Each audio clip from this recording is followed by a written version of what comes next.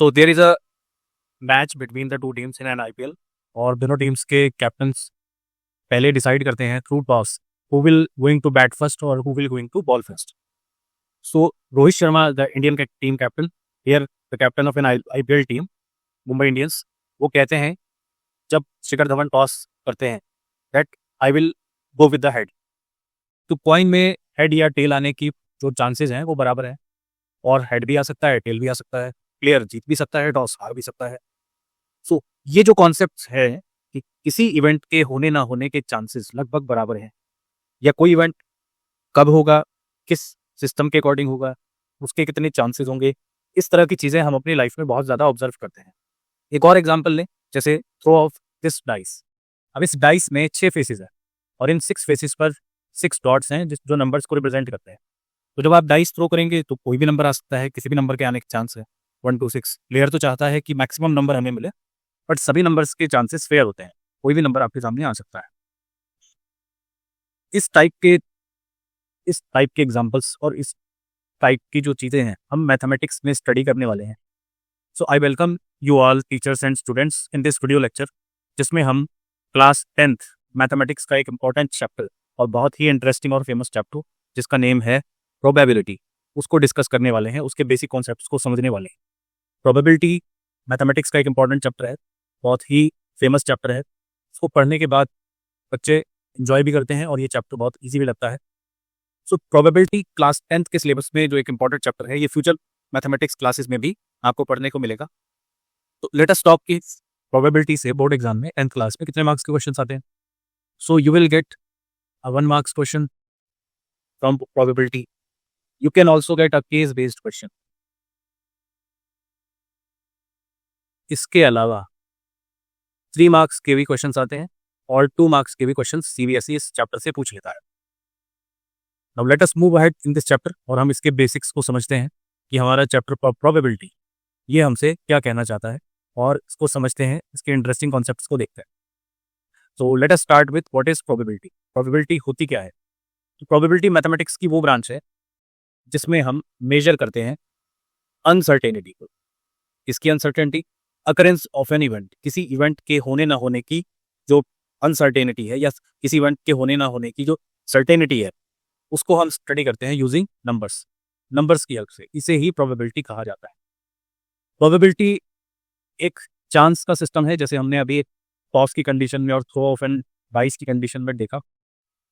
The chance that event will और will not, किसी event के होने ना होने के जो चांस हैं उसको हम एक्सप्रेस करते हैं एक स्केल में, जो स्केल 0 to 1 वेरी कर सकता है, यानी जिस स्केल की रेंज होती है 0 to 1. फॉर एग्जाम्पल, एक इवेंट ऐसा है जिसका होना हमें श्योर है, यानी वो इवेंट होगा ही, तो उसके होने की प्रोबेबिलिटी 1 होगी. और जो इवेंट नहीं होने वाला है, हमें पता है कि वो इवेंट नहीं होगा, तो उसके ना होने की प्रोबेबिलिटी ये हम कैलकुलेट कर सकते हैं. अब प्रोबेबिलिटी को 0 to 1 की रेंज में हम मेजर करते हैं, बट इसके साथ साथ प्रोबेबिलिटी को रिप्रेजेंट किया जाता है परसेंटेज के थ्रू भी. बोर्ड एग्जाम में परसेंटेजेस दिया जाती हैं, जैसे 0% डिनोट करता है इम्पॉसिबल इवेंट, यानी वो इवेंट जो नहीं होने वाला है, और 100% रिप्रेजेंट करता है उस इवेंट को जो श्योर है, यानी वो इवेंट होकर ही रहेगा. आई होप इट इज क्लियर कि प्रोबेबिलिटी क्या है. प्रोबेबिलिटी मैथमेटिक्स की वो ब्रांच है जिसमें हम uncertainty of occurrence of events को देखते हैं, और इसमें हम चांसेस को समझते हैं किसी इवेंट के, जिसको हम 0 to 1 के स्केल पर रिप्रेजेंट करते हैं, बिटवीन 0 to 1. इसको हम परसेंटेज बिटवीन 0 to 100% के स्केल पर भी मेजर कर सकते हैं. Next part, what is probability में. अब प्रोबेबिलिटी को रिप्रेजेंट कैसे करते हैं? तो किसी भी इवेंट की जो प्रोबेबिलिटी है मैथमेटिक्स में, उसे रिप्रेजेंट किया जाता है पीई से. P means probability, E means event. So PE is the representation of probability. For example, there is a coin. इस कॉइन के 2 साइड है. एक साइड होता है हमारा टेल, जैसा कि अभी हमने एक एग्जाम्पल में समझा, आईपीएल का वो match, and other side is head. So head and tail, जब हम किसी कॉइन को टॉस करते हैं तो उसके हेड या टेल आने की जो पॉसिबिलिटी है, जब हम कॉइन को टॉस करते हैं तो उसके हेड या टेल आने की जो पॉसिबिलिटी है, अगर हम उसको देखें तो उसकी प्रोबेबिलिटी, हेड और टेल आने की probability when a coin is tossed is equal, यानी हेड भी आ सकता है या टेल भी आ सकता है.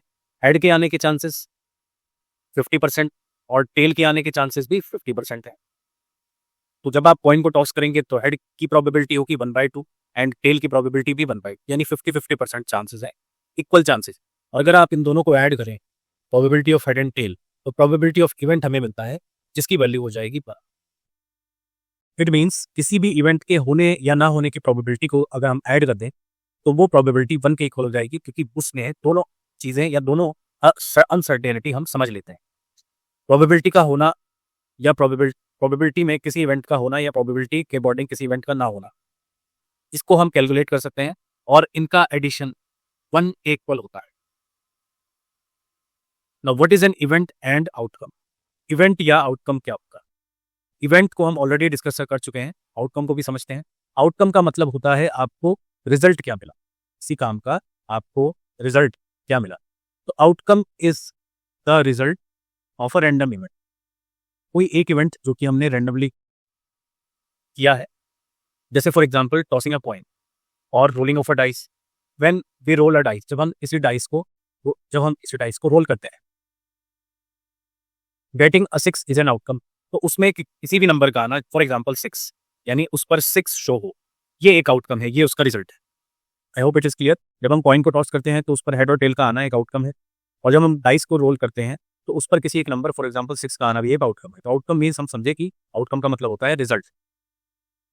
नाउ इवेंट क्या होता है? Event is a set of outcomes. Event क्या है? वो सारे सेट्स हैं आउटकम्स के, यानी वो सारे आउटकम्स हैं जो किसी एक प्रोसेस में आपको देखने को मिल सकते हैं। जैसे फॉर एग्जांपल जब हम डाइस को रोल कर रहे हैं तो प्रोबेबिलिटी इस बात की कोई नंबर 5 से छोटा आएगा, ये एक इवेंट है।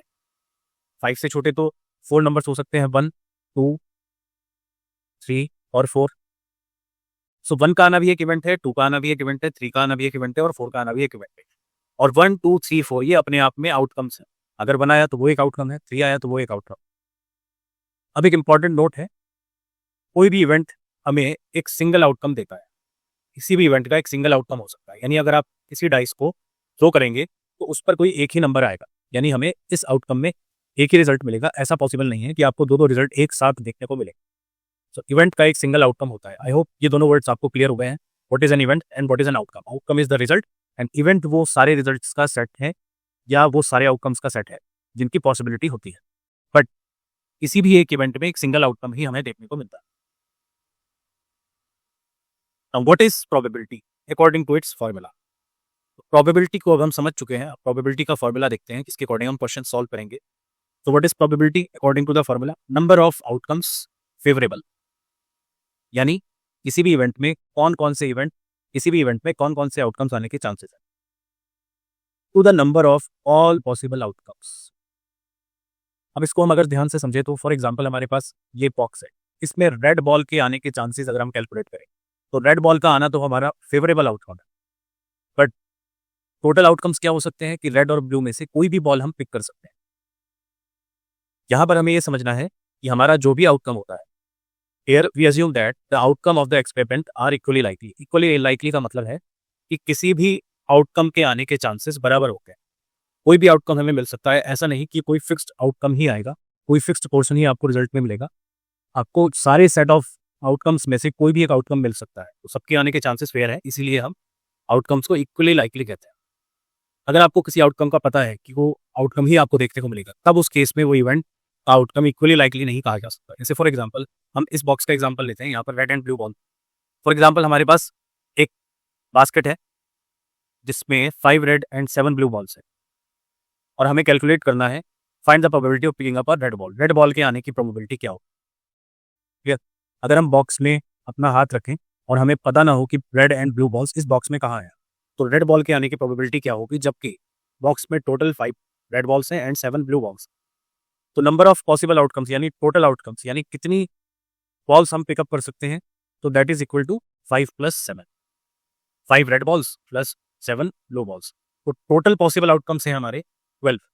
अब नंबर ऑफ फेवरेबल आउटकम्स, यानी हमारा जो फेवरेबल रिजल्ट है, जो आउटकम है इस इवेंट का, वो है रेड बॉल। हम रेड बॉल चाहते हैं, तो रेड बॉल के इतनी क्वांटिटी है 5। इसके आने के chances out of the total outcomes क्या होंगे? That is according to formula number of favourable outcomes. What is number of favourable outcomes? जो हमारा इवेंट है उसमें हम क्या चाहते हैं, वो फेवरेबल आउटकम्स है। तो यहाँ पर नंबर ऑफ रेड बॉल्स 5, यही हमारा नंबर ऑफ फेवरेबल आउटकम्स है, और टोटल नंबर ऑफ आउटकम्स हैं हमारे 12, यानी रेड बॉल भी आ सकती है और ब्लू बॉल भी आ सकती है। तो रेड बॉल के आने की प्रोबेबिलिटी हो जाएगी 5/12। 5/12 is the probability of getting a red ball, यानी 12 बॉल में से 5 बॉल्स ऐसी हैं जो रेड हैं और उनके आने की प्रोबेबिलिटी है 5/12।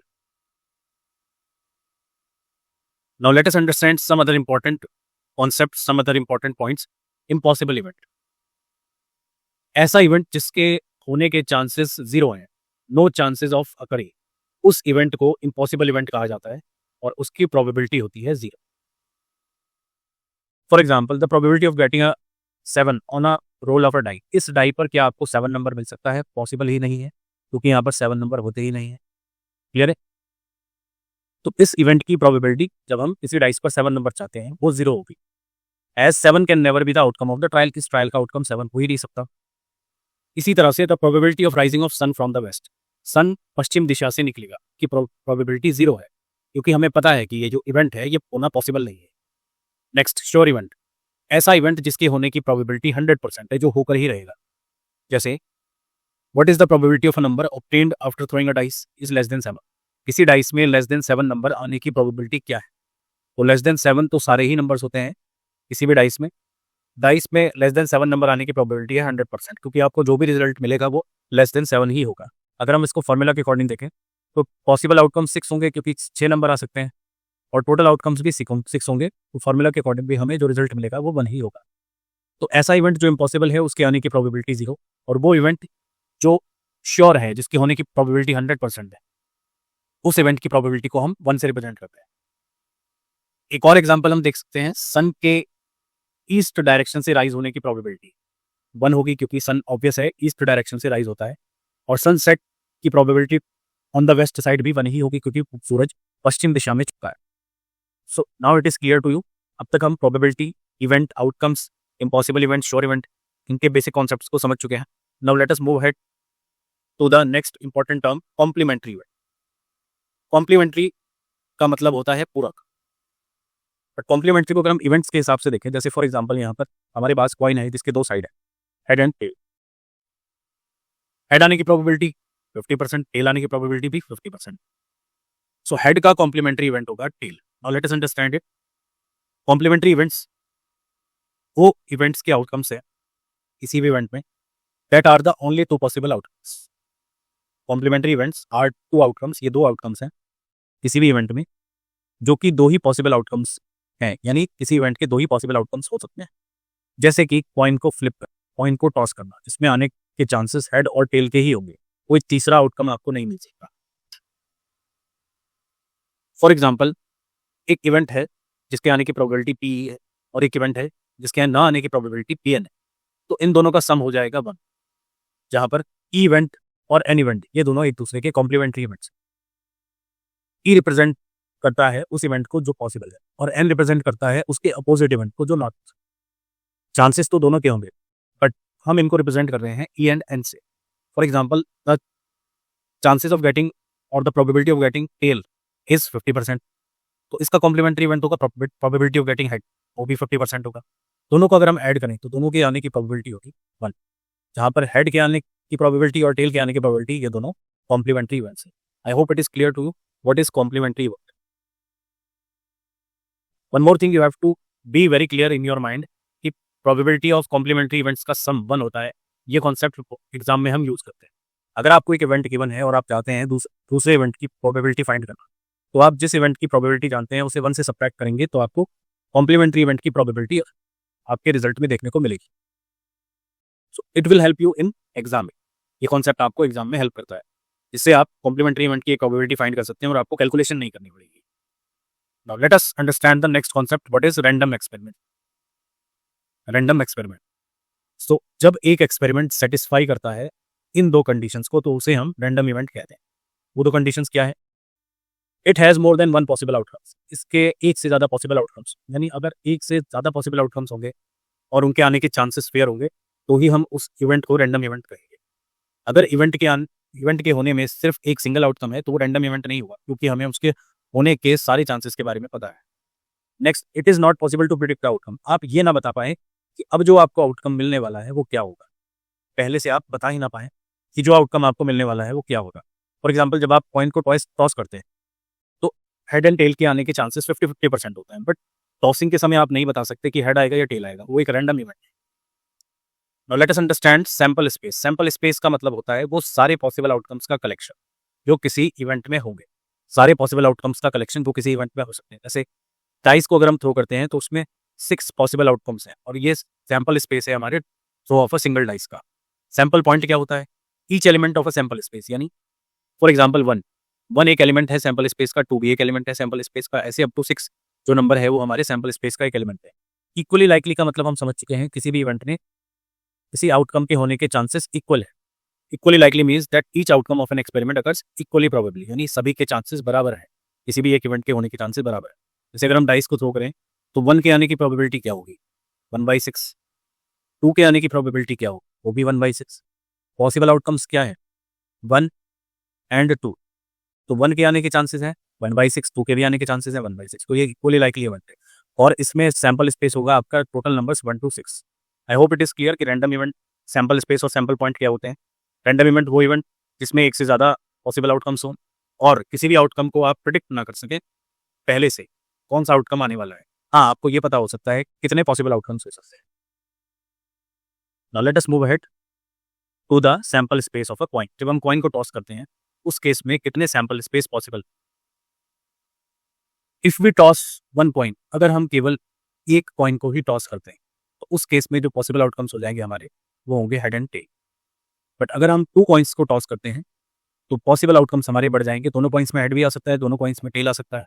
एक कॉइन में हेड, दूसरे में टेल, और पहले कॉइन में टेल, दूसरे कॉइन में हेड आ सकता है। अगर हम 3 कॉइन्स को टॉस करें तो तीनों कॉइन्स में हेड पॉसिबल है, तीनों कॉइन्स में टेल पॉसिबल है, 2 कॉइन्स में टेल और एक में हेड, 2 कॉइन्स में फर्स्ट कॉइन में टेल, सेकंड में हेड, थर्ड में टेल, पहले 2 कॉइन्स में हेड, थर्ड में टेल, पहले कॉइन में टेल और 2 में हेड। इस तरह से टोटल 8 पॉसिबल आउटकम्स हमारे बनते हैं। For the point of view of board exam, ये आपको लर्न करना है। 2025 के बोर्ड एग्जाम में भी 3 कॉइन्स को टॉस करने पर बेस्ड मैथमेटिक्स में, स्टैंडर्ड मैथमेटिक्स में क्वेश्चन आया था। इसमें उन्होंने प्रोबेबिलिटीज पूछी थी, जिसको हम फर्दर क्वेश्चन आंसर के सेशन में डिस्कस करेंगे। अगर हम 4 कॉइन टॉस करते हैं तो उसकी भी प्रोबेबिलिटीज हो जाएंगी। नाउ फॉर अवर एग्जाम, अगर हम एग्जाम की बात करें तो हम कॉइन के कितने पॉसिबल आउटकम्स हो सकते हैं, इसको कैसे आइडेंटिफाई करेंगे? तो इसके लिए एक फॉर्मूला आप याद कर लें, 2 power n, where n is the number of coins. यहाँ पर n नंबर ऑफ कॉइन्स है, अगर आप 1 पुट करोगे तो आपको रिजल्ट 2 मिलेगा। तो 1 कॉइन में चांसेस होते हैं 2। सैंपल स्पेस हमारा 2 पॉसिबिलिटीज को कैरी करता है। अगर आप 2 पुट करेंगे तो टोटल आउटकम्स यहाँ पे 4 हो जाएंगे। अगर आप यहाँ पर 3 पुट करेंगे तो 2 की पावर 3 हो जाएगा 8। तो 3 कॉइन्स को टॉस करने पर टोटल 8 आउटकम्स, जैसा कि आप यहाँ देख सकते हैं। 1 कॉइन को टॉस करने पर 2 आउटकम्स, 2 कॉइन्स को टॉस करने पर 4 आउटकम्स और 3 कॉइन को टॉस करने पर 8 का। 4 पॉइंट्स वाला केस बोर्ड एग्जाम में जनरली नहीं पूछा जाता है, इसके चांसेस बहुत कम है। तो let us move ahead with the throw of dice. जब हम डाइस को थ्रो करते हैं तो कितने पॉसिबल आउटकम्स का सैंपल स्पेस हमें देखने को मिलता है? If we throw a single die, अगर हम सिंगल डाइस को थ्रो करें, अगर हम सिंगल डाइस को थ्रो करें तो कितने पॉसिबल आउटकम्स हो सकते हैं? Let us see. If we throw a single dice तो total possible outcomes will be 1 to 6। Total possible outcomes कितने हो सकते हैं? 1 to 6, यानी इन 6 नंबर में से कोई भी एक नंबर हमें अपने आउटकम में, अपने रिजल्ट में देखने को मिलता है। But if we throw 2 dice together, अगर हम 2 डाइस को साथ में थ्रो करते हैं तो इसका सैंपल स्पेस आपको लर्न करना होगा और ये बोर्ड एग्जाम के लिए इंपॉर्टेंट है। लर्न करना बहुत ईजी है। अगर हम 2 डाइस को थ्रो करते हैं तो पहले डाइस में भी 6 आउटकम्स हैं, दूसरे डाइस में भी 6 आउटकम्स हैं, तो टोटल पॉसिबल आउटकम्स हमारे हो जाएंगे 36। Now how the number comes to 36? पहले दोनों डाइस में बना सकता है, लिखने का आप मेथड समझिए।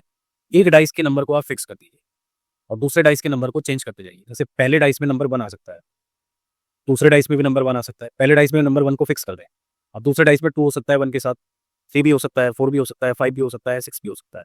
तो पहले डाइस में 1 के साथ कितने कॉम्बिनेशन बनेंगे? 6। फिर दूसरे केस में हम 2 को फिक्स करते हैं और उसके साथ नंबर चेंज करेंगे, तो दूसरे केस में भी टोटल कितने चांसेस हो सकते हैं? 6। थर्ड केस में भी आप देखो, अगर हम फर्स्ट डाइस में नंबर 3 को फिक्स कर दें तो टोटल 6 पॉसिबल आउटकम्स यहाँ पर बन जाएंगे। फोर्थ केस में अगर हम नंबर 4 को फिक्स करें तो टोटल 6 आउटकम्स यहाँ पर बन जाएंगे। फिफ्थ केस में अगर हम 5 को फिक्स करें, यहाँ पर टोटल 6 आउटकम्स बन जाएंगे। और सिक्स केस में अगर हम फर्स्ट डाइस में 6 को फिक्स करें तो टोटल 6 आउटकम्स बन जाते हैं। तो इसके अकॉर्डिंग हमारे पास जो टोटल आउटकम्स मिलेंगे हमें वो 36। अब इस पे बोर्ड एग्जाम में क्वेश्चन कैसे आएगा? बोर्ड एग्जाम में क्वेश्चन ये आ सकता है कि आप उन पॉसिबल आउटकम्स के बारे में बताएं जिनमें दोनों डाइस में ऐड करने पर इवन नंबर मिलेगा। इवन नंबर आपको कैसे मिलेगा? 1 + 1 2, 2 + 2 4, 3 + 1 4, 5 + 1 6, 5 + 3 8। या फिर आपसे ये भी कहा जा सकता है कि आप ये बताएं कि कितने पॉसिबल आउटकम्स हैं जिनमें डबलेट होगा, या डबलेट आने की प्रोबेबिलिटी क्या। डबलेट का मतलब होता है कि दोनों डाइस में सेम नंबर आ जाए, 1 1, 2 2, 3 3, 4 4, 5 5 और 6 6। इट मीन्स डाइस में सेम नंबर आ जाए। I hope it is clear to you कि डबलेट का मतलब होता है दोनों डाइस में सेम नंबर्स का। तो इस तरह से सीबीएसई में बहुत सारे questions when we throw 2 dice together इस पर बन सकते हैं। 2 डाइस पर बहुत सारे क्वेश्चंस बनते हैं, स्पेशली स्टैंडर्ड मैथ्स में। 3 डाइस वाला क्वेश्चन बोर्ड एग्जाम में नहीं आता है जनरली, बट इसके और आउटकम्स आप याद रख सकते हैं। इसके टोटल नंबर ऑफ आउटकम्स या टोटल सैंपल स्पेस में 216 पॉसिबल आउटकम्स हो सकते हैं।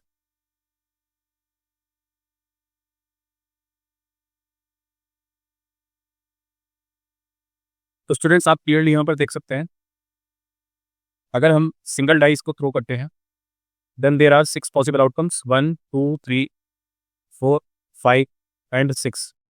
But if we throw 2 dice simultaneously, अगर हम एक साथ 2 डाइस को थ्रो करते हैं तो यहाँ पर सारे पॉसिबल आउटकम्स आपको क्लियरली थ्रू डाइस गिवन है। 1 1 2 1 3 1, जैसे कि हमने अभी डिस्कस किया 4 1 5 1 6 1। तो एग्जाम में आप इसे कैसे रिप्रेजेंट करेंगे, जैसा हमने ऑलरेडी डिस्कस किया है, थ्रू दिस सैम्पल स्पेस। इस सैम्पल स्पेस की हेल्प से हम पूरे पार्ट को रिप्रेजेंट कर सकते हैं और इसे बनाना बहुत ईजी है। If you have any confusion या आपको कोई प्रॉब्लम है, आप इस वीडियो को पॉज करके ये पूरा set of the outcomes of 2 simultaneous throw of dice को देख सकते हैं। जब 2 डाइस थ्रो किए जाएंगे तो उसमें कितनी पॉसिबिलिटीज होंगी, ये आप वीडियो पॉज कर आराम से यहाँ पर चेक कर सकते हैं। Now let us move ahead with the possible outcomes in deck of cards और प्लेइंग कार्ड्स। प्लेइंग कार्ड्स पर भी बेस्ड क्वेश्चंस आपके बोर्ड एग्जाम में आते हैं। तो प्लेइंग कार्ड्स में कैसे प्रोबेबिलिटी के क्वेश्चंस बनते हैं, उससे पहले हमें प्लेइंग कार्ड्स में जो कॉम्बिनेशंस होते हैं उसे समझना होगा। So let us start. Deck of cards या प्लेइंग कार्ड्स में, डेक ऑफ कार्ड्स या प्लेइंग कार्ड्स में total number of cards are 52। एक डेक या एक कार्ड में, एक टोटल पैक ऑफ कार्ड में टोटल 52 कार्ड्स होते हैं, प्लेइंग कार्ड्स होते हैं, जिसपे हाफ ऑफ द कार्ड यानी 26 कार्ड्स को रेड कार्ड्स कहा जाता है और 26 कार्ड्स ब्लैक कार्ड्स होते हैं। जैसे कि आप यहाँ फोटो में देख सकते हैं, there are 2 combinations of red cards and 2 combinations of black cards. तो red cards are total 26। Red cards को फर्दर 2 पार्ट्स में हम ब्रेक डाउन करेंगे। पहला होगा हार्ट, दूसरा डायमंड। तो रेड कार्ड्स हमारे 13 कार्ड्स हार्ट होते हैं और 13 कार्ड्स डायमंड होते हैं। इसका सिंबल यहाँ पर आपको गिवन है, this is a card which represent heart and this card represent diamond. If we talk about black cards, 13 cards are spade and 13 cards are, यहाँ पर जो वर्ड है ये रॉन्ग है, it is club. 13 card spade, 13 card club. और let us see the further combination को अच्छे से और समझते हैं। So this is the symbol of spade. ये स्पेड का सिंबल है, black card, heart, red card, diamond, red card and club, black card. इनके कॉम्बिनेशंस को लर्न करना हमारे लिए ज़रूरी है, क्योंकि कभी कभी क्वेश्चंस में आपको कलर गिवन नहीं होगा, बट आपको कलर आइडेंटिफाई करना होगा कार्ड के नेम से। Spade and club these are black, heart and diamond these are red. आप 2 को याद रखें, बाकी अपने आप आपको लर्न हो जाएंगे। Heart and diamond red, rest of the 2 spade and clubs are black. अब if you talk about the 13 cards, अगर हम 13 कार्ड्स की बात करें जो स्पेड, क्लब, डायमंड और हार्ट में आते हैं, तो हर एक स्पेड, क्लब, डायमंड, हार्ट में 1 किंग होता है and there is a queen. सभी कार्ड्स में, सभी कॉम्बिनेशंस में एक क्वीन होती है। इसके अलावा एक जैक होता है, एक एस होता है जिसे इक्का कहते हैं, और 2 से लेकर 10 नंबर्स तक के कार्ड्स, 2 से लेकर 10 नंबर्स तक के कार्ड्स होते हैं। हर एक हार्ट में 1 king, 1 queen, 1 jack, 1 ace and 2 से 10 तक कार्ड्स। तो 2 से 10 तक अगर हम काउंट करें तो ये 9 कार्ड्स हैं। 10th ace, 11th jack, 12th queen and 13 king. So there are 13 cards in each heart, diamond, club and spade। हर एक स्पेड में 13 कार्ड्स, हर एक क्लब में 13 कार्ड्स, हर एक डायमंड में भी 13 कार्ड्स और एक हार्ट में भी 13 कार्ड्स हो। बट सभी में जो नंबर्स एंड नेम्स हैं वो सेम है। Only there is a difference of colour and symbol. सिर्फ कलर और सिंबल का डिफरेंस होता है, बाकी सब सिस्टम सेम रहता है। Now let us see in cards का फेस कैसा होता है। पहला कार्ड एस, सभी में सेम रहेगा, just there is a difference of symbol. सिर्फ सिंबल का डिफरेंस होगा, जैसा कि ऑलरेडी हम डिस्कस कर चुके हैं। spade, heart, diamond and club. So this is heart, this is diamond, this is club and this is spade. Next अगर हम डिस्कस करें तो नंबर कार्ड्स होते हैं हमारे 2 से लेकर 10 तक। कभी कभी एस कार्ड को 1 भी रिप्रेजेंट किया जाता है, बट इसको एस से रिप्रेजेंट करेंगे। नेक्स्ट 2 to 10 जो नंबर्स हैं वो हमारे नंबर कार्ड्स होंगे। इसके बाद जैक, क्वीन एंड किंग, ये कॉम्बिनेशन सभी में सेम रहेगा। अगर आप हार्ट को देखें तो भी, डायमंड को देखें तो भी, स्पेड और क्लब सब में ये कॉम्बिनेशन सेम रहता है। There is difference of their symbols only, symbols का डिफरेंस होता है जिससे हम पता लगाते हैं कि कार्ड क्लब है, हार्ट है। बट आपके बोर्ड एग्जाम में आपको सिंबल्स गिवन नहीं होते हैं, आपको डायरेक्ट नेम्स गिवन होंगे, queen, king, spade, ace, jack और नंबर कार्ड। ये आपको नेम्स की फॉर्म में क्वेश्चंस गिवन होंगे आपके बोर्ड एग्जाम पर। I hope it is clear to you, आपको बहुत अच्छे से समझ आया कि हमने डिफरेंट पॉसिबिलिटीज़ को देखा है और किस तरह के क्वेश्चंस आपके बोर्ड एग्जाम में बनेंगे, इस कॉन्सेप्ट को हमने देखा है। कितने टॉपिक्स पर सीबीएसई बोर्ड एग्जाम में क्वेश्चंस आएंगे वो हम देख चुके हैं। तो क्वेश्चंस जनरली पॉइंट पर आते हैं आपके एग्जाम में। ये वो टॉपिक्स है जो फिक्स्ड है, जिन पर तो क्वेश्चंस आने के चांसेस हैं। दूसरा हो सकता है डाइस, तीसरा आपका हो सकता है कार्ड्स। तो इन पर तो कॉम्बिनेशंस में आने के चांसेस हैं, इन सभी पर क्वेश्चंस बोर्ड एग्जाम में आते हैं। बट इसके अलावा सीबीएसई बोर्ड एग्जाम में बॉल्स पर भी क्वेश्चन आ सकता है, किसी एक इवेंट पर क्वेश्चन आ सकता है, वो एग्जामिनर अपने अकॉर्डिंग क्वेश्चन बना सकते हैं। But point, dice and cards इनको समझना इसलिए ज़रूरी है क्योंकि पहले हमें इनका बेसिक नॉलेज होना कंपलसरी है, पहले इनके बारे में बुनियादी ज्ञान होना हमारे लिए ज़रूरी है, तभी इन पर बेस्ड हम क्वेश्चंस को सॉल्व कर पाएंगे board exam. So up to this point students, हम क्लियरली प्रोबेबिलिटी के बेसिक्स, प्रोबेबिलिटी क्या होती है, कुछ इंपॉर्टेंट टर्म्स जो हम प्रोबेबिलिटी में यूज़ करते हैं उसको डिस्कस कर चुके हैं, और हम अलग अलग जो हमारे इवेंट्स होते हैं उसके बारे में समझ चुके हैं। इसके अलावा हमने पॉइंट्स, डाइस एंड कार्ड्स के सारे पॉसिबल आउटकम्स, सैम्पल स्पेस और उनमें प्रोबेबिलिटी कैसे फाइंड करेंगे इसको डिस्कस किया था। I hope all of this is clear to all of you, ये आपको समझ आया क्लियरली। अब हम क्वेश्चंस को अपने नेक्स्ट वीडियो में डिस्कस करेंगे। जितने भी क्वेश्चंस इस चैप्टर से रिलेटेड हैं, जितने टाइप्स के क्वेश्चंस बनते हैं, उनको हम अपने नेक्स्ट वीडियो में डिस्कस करने वाले हैं। That's all in this video. Thank you very much.